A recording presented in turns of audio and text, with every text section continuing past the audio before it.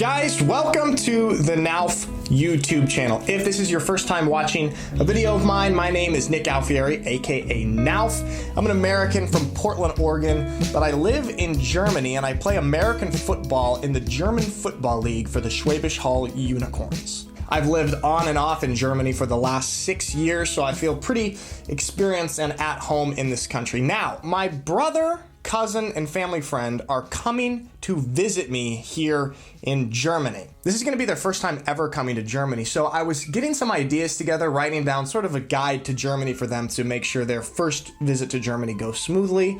And as I was writing all this stuff down, I thought, why don't I turn this into a video? So this is essentially the ultimate guide to visiting Germany. After the last 2 years of travel restrictions, everything is opening back up and people are hitting the road, hitting the planes, and traveling to countries and destinations that they have wanted to go to. Germany is no exception to that.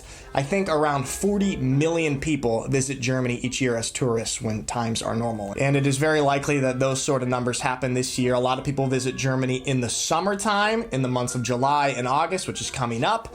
And so I thought, why not turn this idea that I had for my brother, cousin, and friends into a YouTube video, which will essentially be the ultimate guide to visiting Germany. Now, these are just some basic things to know, some tips and ideas that I think would make coming to Germany a little bit smoother. Small disclaimer, this is mostly from an American perspective. So if you're planning on visiting Germany and you're not from the United States and Canada, some of this stuff might not apply to you or might not surprise you, but some of the stuff is also quite universal and will apply and be a nice tip for anybody from any part of the world. So without further ado, this is the ultimate guide to visiting Germany.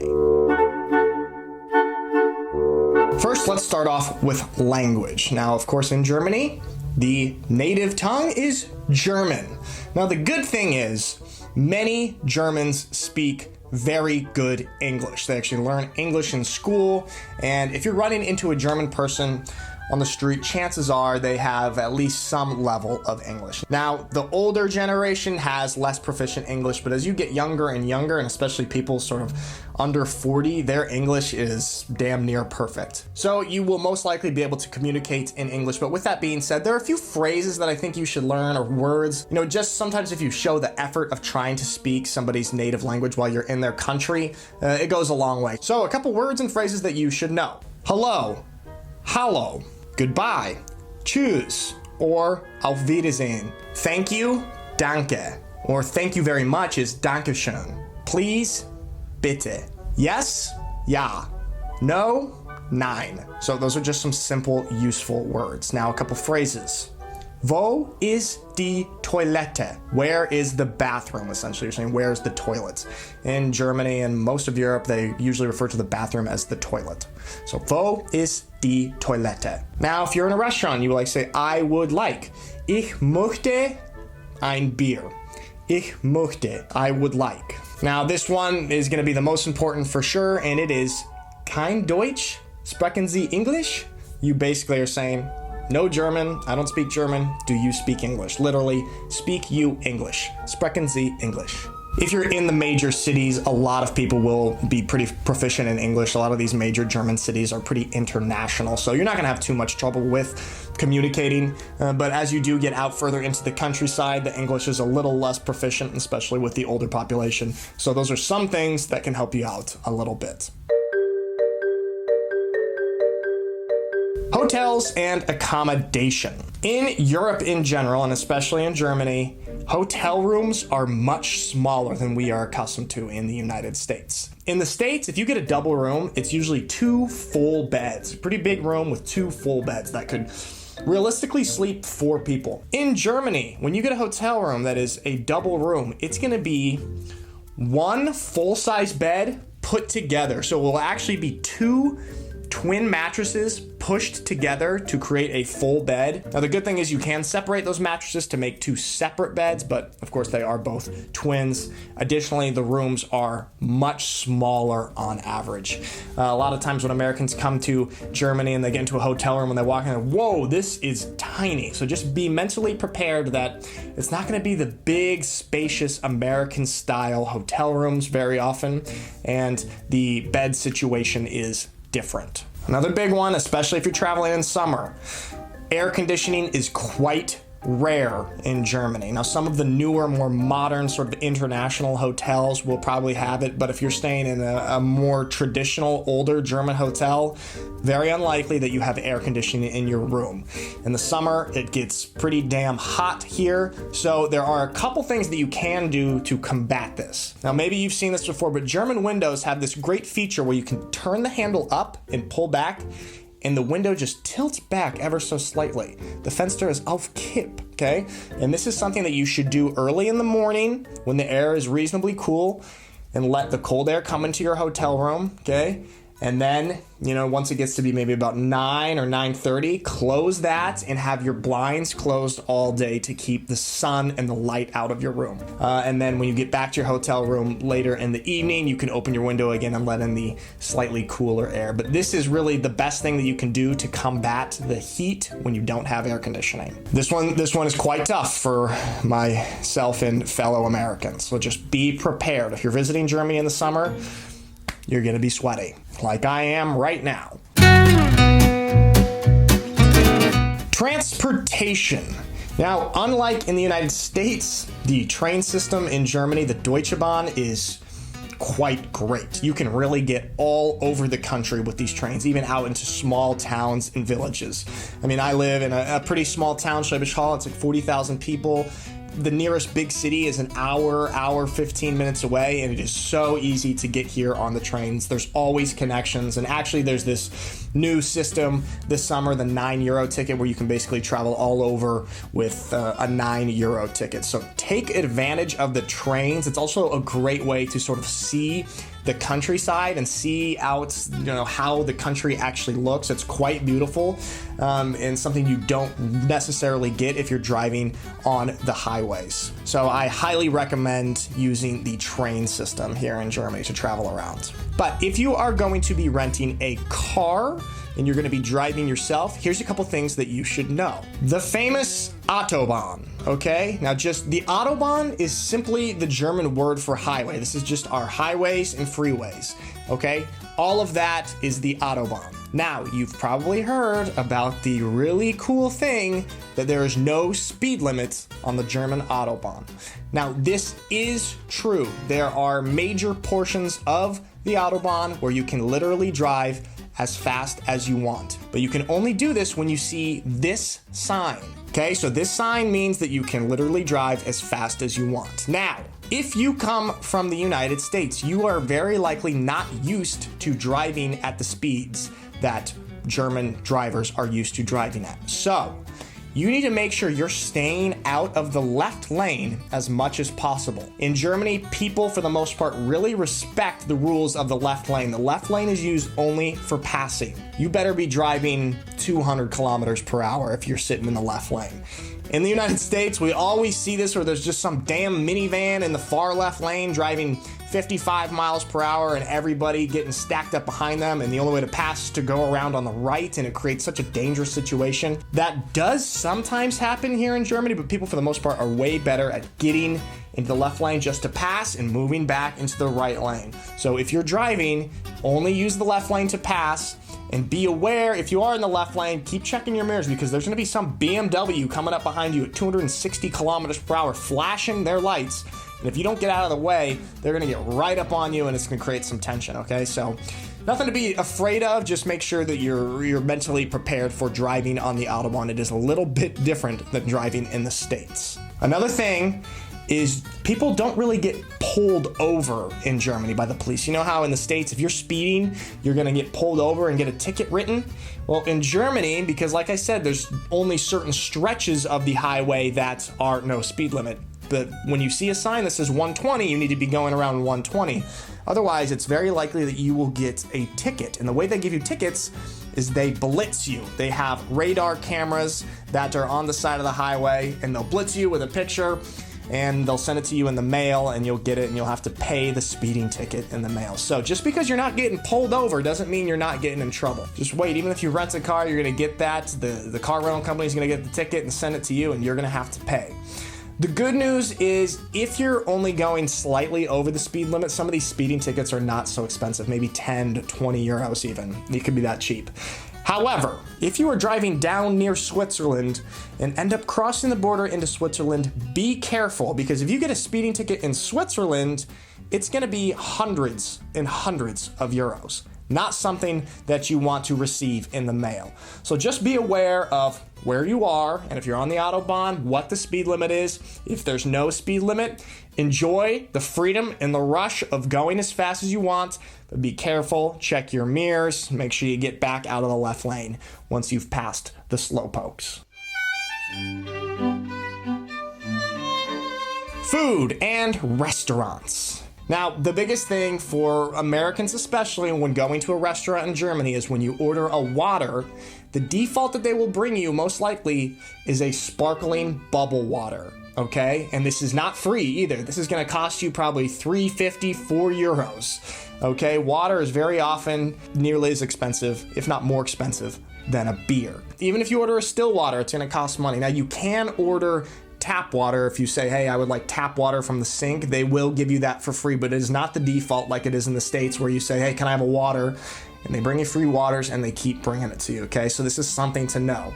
Both that it's typically not still water as the default, and you're gonna have to pay money for it. Now, this is something that really gets Americans sometimes, is that when you're sitting outside at restaurants, people very often will be smoking cigarettes. Now, some restaurants have policies where you can't smoke in the dining area, but if you are eating outside, it's not that uncommon to have people at the table next to you eating their dinner, smoking cigarettes, and it's coming right into your face.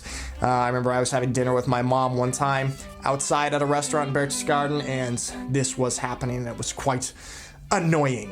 Now, German food is actually really, really good. Germany doesn't have this big famous reputation like Italy for having great cuisine, but it's actually quite good. I'll say it doesn't look good. The presentation and aesthetic, not so good, but the taste is really good. Now, the most famous food that you've probably heard about from Germany is a Wiener Schnitzel. Well, I've got news for you. This is actually an Austrian food. Wiener means it comes from Wien, Vienna, Austria. Now, it's of course super common in Germany, but it actually originally comes from Austria. A schnitzel is basically a piece of breaded pork. You can get different kinds of schnitzels. You can get a turkey schnitzel or a chicken schnitzel, which is usually what I go for. Tastes a little bit cleaner and is a little bit healthier for you, but it's quite a good, filling, tasty meal. In southern Germany, there's this dish called Spätzle, and it looks like this.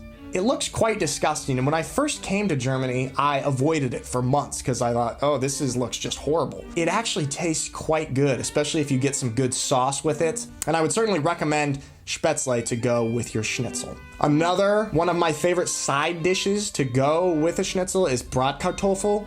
It's basically these little hash brown style potatoes, and it is absolutely delicious. So if you're at a restaurant and don't really know what to order, I would suggest grabbing a schnitzel or chicken schnitzel with Spätzle or Bratkartoffel. Street food.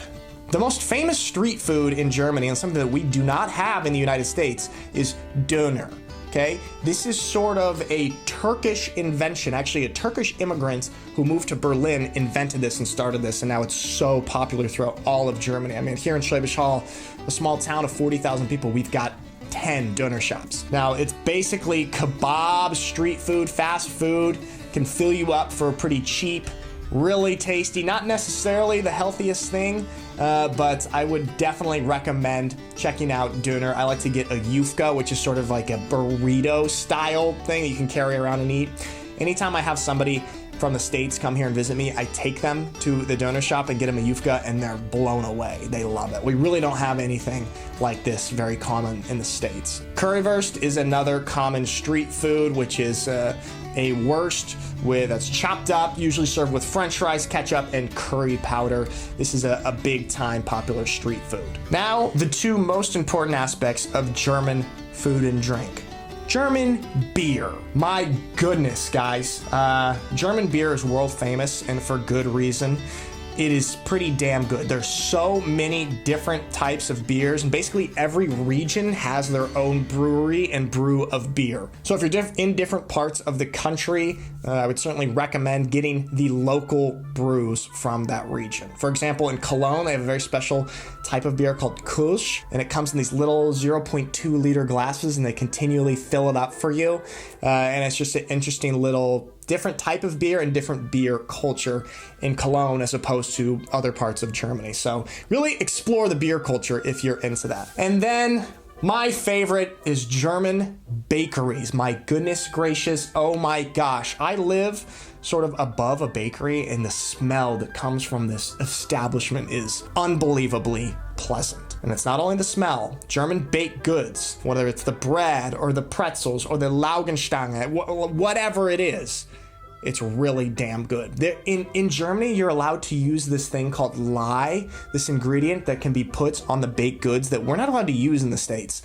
And some people point to this as to why German bread and baked goods taste so much better than in the States. If you ever talk to a German who has moved out of Germany, I'm thinking right now of Feely from Feely in Germany, and she talks about, she loves living in the States, but one thing that she really misses is the German bread, because you just cannot get it really outside of Germany. My go-to is to get a butter pretzel. I love to, in the late morning, I'm going to do it after I shoot this video, go to the bakery, grab a butter pretzel and a cappuccino and sit outside and eat it. What a pleasant experience. I highly, highly recommend you start your day off each morning with something from a German bakery.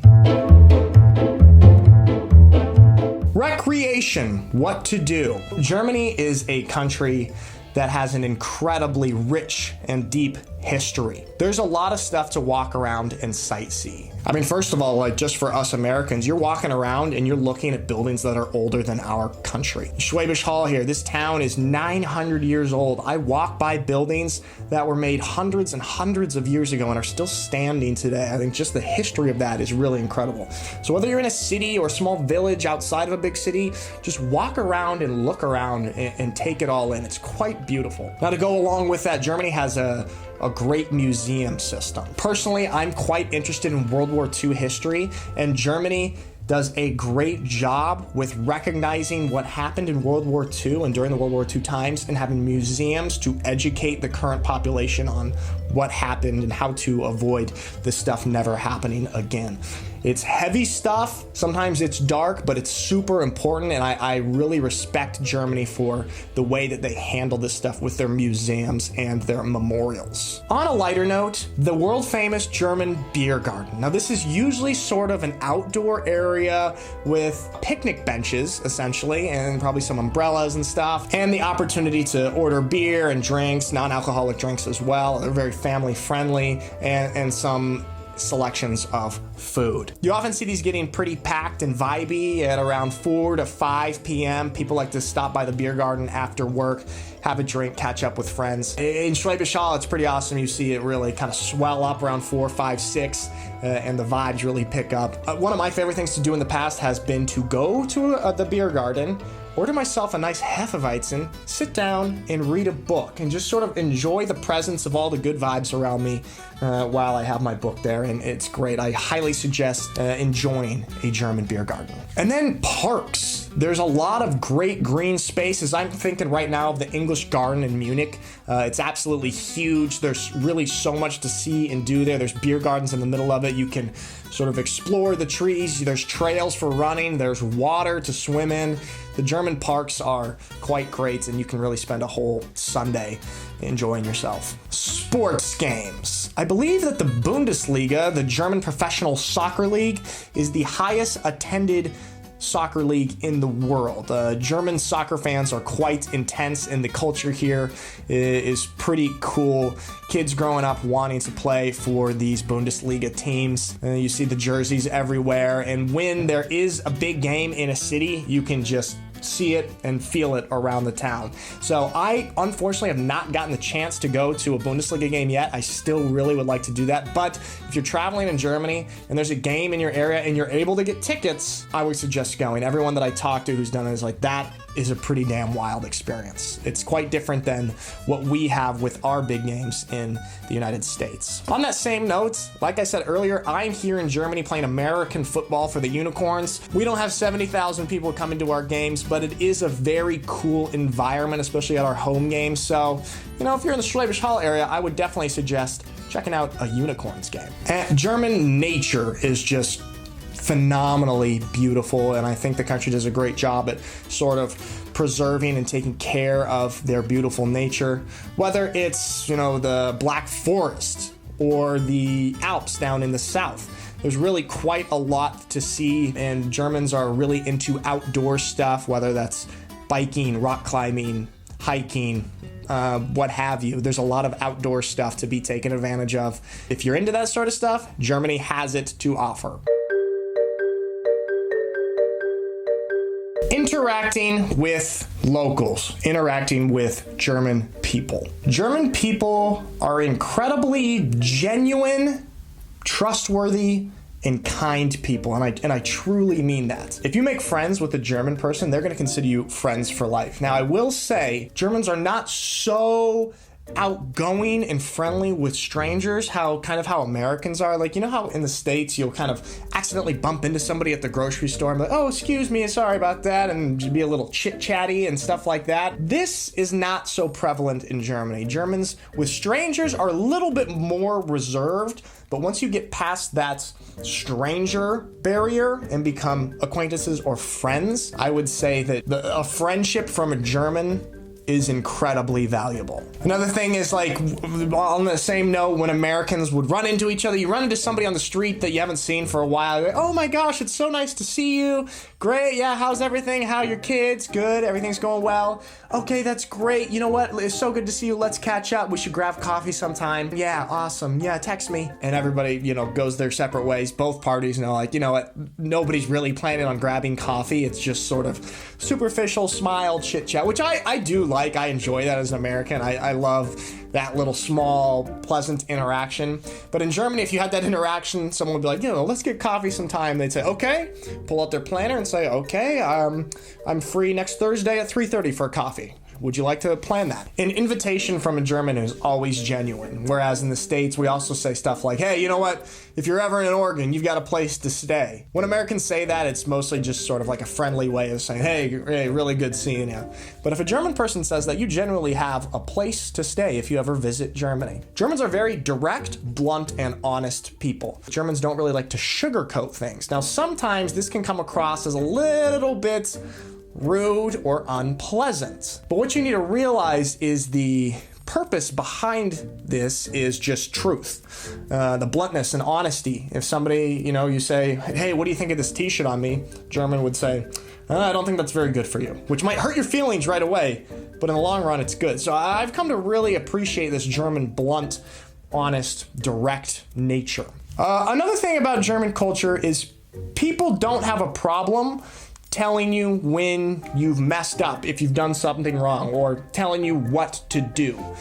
Strangers have no problem coming up to you and knocking on your window if you're leaving your car engine running while you're sitting in the car. So, hey, turn off your engine, that's bad for the environment. Or if you don't put something in the proper recycling bin, an old lady will say, hey, that's the wrong bin, no, put it in here. People really have no problem telling others to kind of what to do, because Germany really values the order of society. It's a very structured and orderly, clean society. And people sort of hold each other accountable in this way that sometimes leads to, you know, kind of unpleasant situations, especially for Americans. Americans don't really like being told what to do. But in Germany, this will sometimes happen, and just don't be too shocked about it. It's nothing personally against you. It's just sort of the nature of being here. Now, one thing, guys, I'll say, this is something that for years I've struggled with. I still struggle with the spatial distancing of human beings. The standard for how close, how acceptable it is for human beings to be close to each other is much smaller here in Germany. If you go into a grocery store and you get in line, somebody will come right up behind you in line into an uncomfortable distance, sometimes even to the point where they're hitting you with their cart. Also, if you're in a store and you're standing there looking at something on the shelf, somebody will come right in front of you and bump you and get physically touch you and not even say excuse me or sorry. This is something that still, this is a big one for Americans. People don't really say excuse me. You know how in the States, if you even come close to entering someone's bubble, you say, oh, excuse me, pardon me, let me sneak past you here. Does not exist in Germany. People will walk right into you and not say anything. Just know it's not meant to be rude. It's just sort of how it is here. All right, guys, so those are my tips. That is my ultimate starter guide to visiting Germany for the first time. Stuff that you need to know to make sure that you have the best trip possible. I would say I'm jealous if you're getting ready to go to Germany for the first time. It's a magical feeling. I mean, there's a reason that 40 million people come to this country every year to visit it. There's a reason that I keep coming back here year after year to spend so much of my time here. This is a phenomenal country. I really love it. I love the people. I love the culture. I love the food. I love how it looks. And I'm sure that you will have a great time visiting this lovely country as well. All right, guys, that is all for today. Hope you have a lovely day. Thank you for watching, and I will see you next time.